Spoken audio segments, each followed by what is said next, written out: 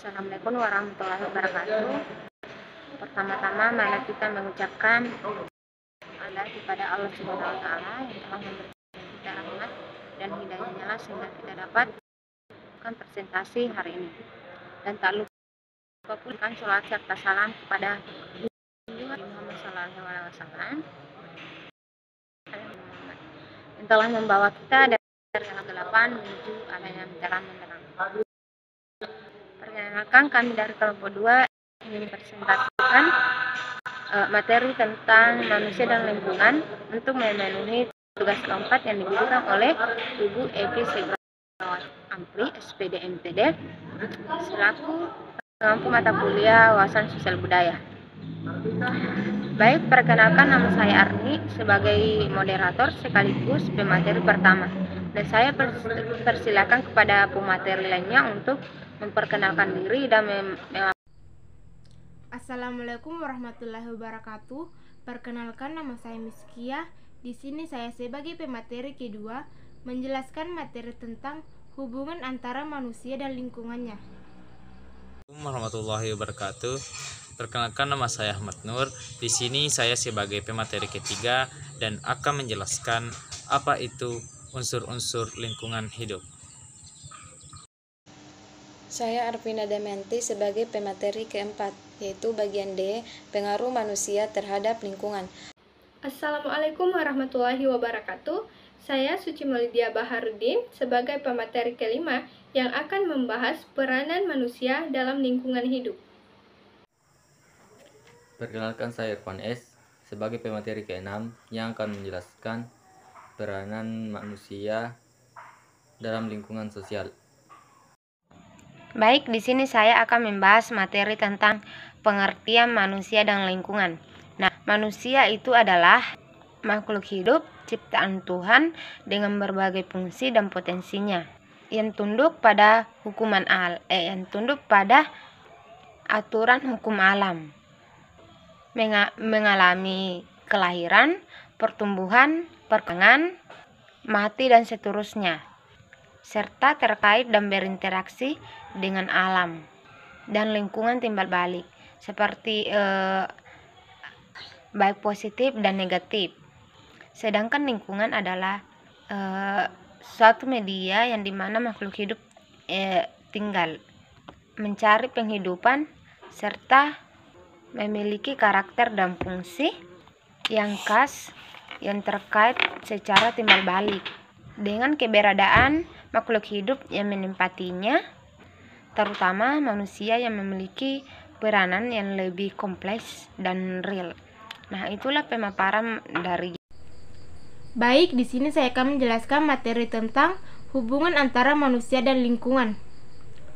Manusia dengan lingkungan sekitarnya berkaitan sangatlah erat.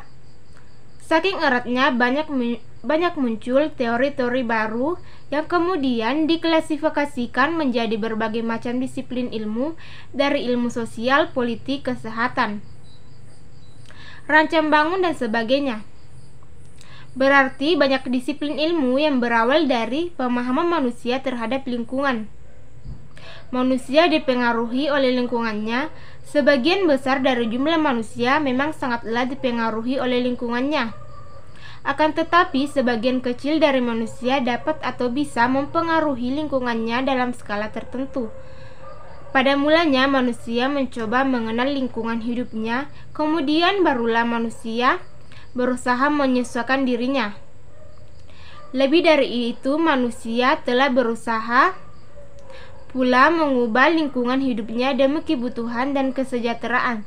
Dari sinilah lahir peradaban istilah Tonibi sebagai akibat dari kemampuan manusia mengatasi lingkungan agar lingkungan mendukung kehidupannya.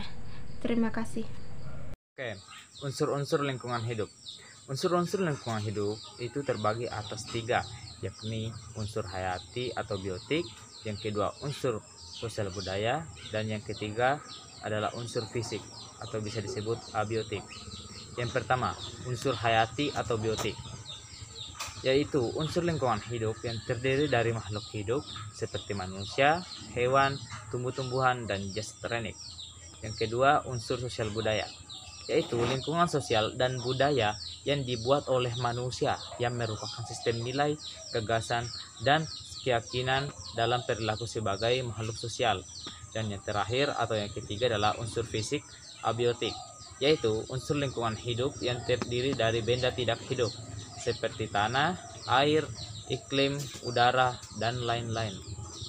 Manusia dapat mempengaruhi lingkungan karena manusia makhluk dominan di muka bumi ini, sehingga seluruh kegiatan manusia akan mengakibatkan perubahan lingkungan di sekitarnya.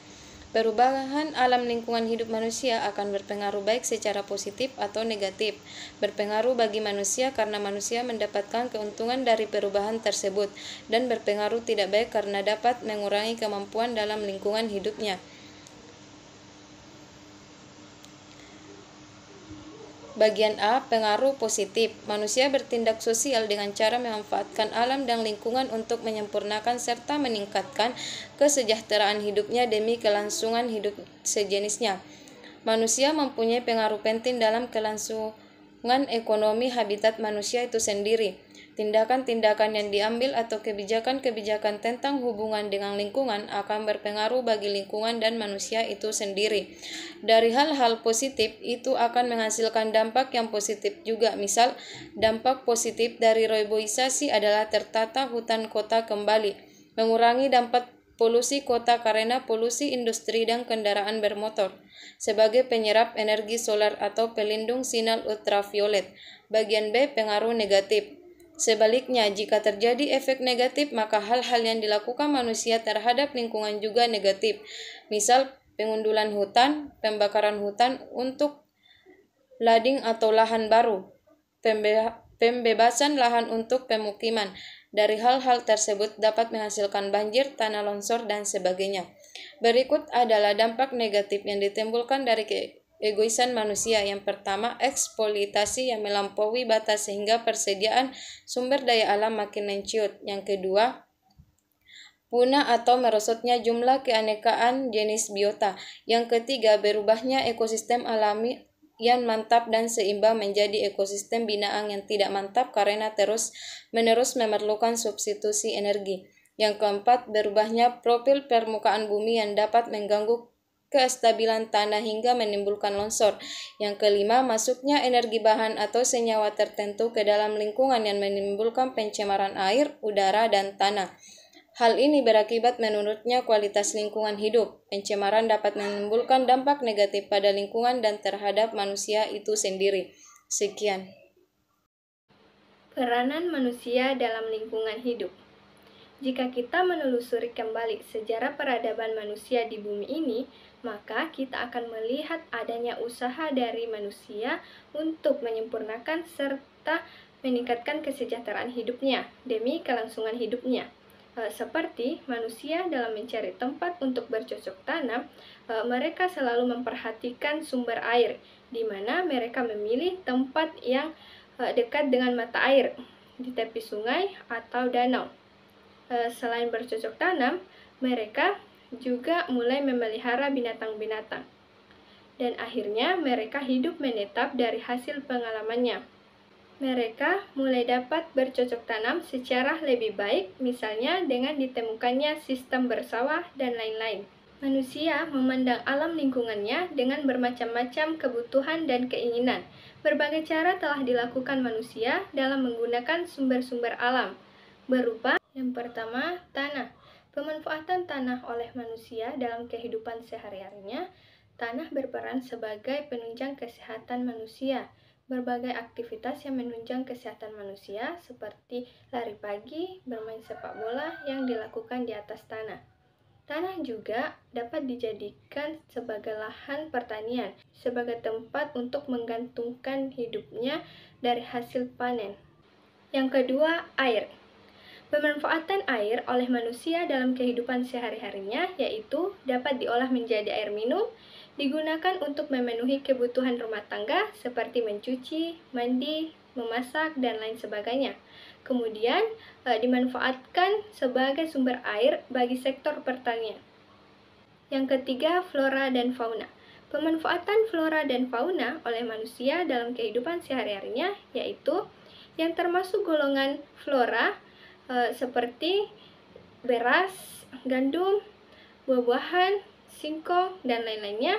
Sedangkan fauna termasuk hewan ternak seperti sapi, kambing, ayam, dan lain-lainnya. Ini digunakan sebagai sumber pangan manusia untuk membantu proses pertumbuhan dan memberikan energi dalam melakukan kegiatan sehari-harinya. Peranan manusia dalam lingkungan sosial.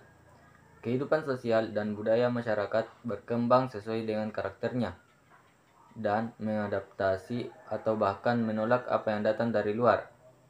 Evaluasi yang bersifat mempertahankan diri dalam kehidupan adalah sejalan dengan tata nilai yang ada. Kemajuan teknologi barat yang pesat merupakan faktor kunci penyebab tak dapat dihindarinya bagi mengglobalnya kehidupan manusia, karena kemajuan teknologi terkait langsung dengan pola kehidupan manusia, sehingga teknologi tak harus dihindari, akan tetapi harus disikapi sebagai berkah demi perbaikan dan kemajuan kehidupan.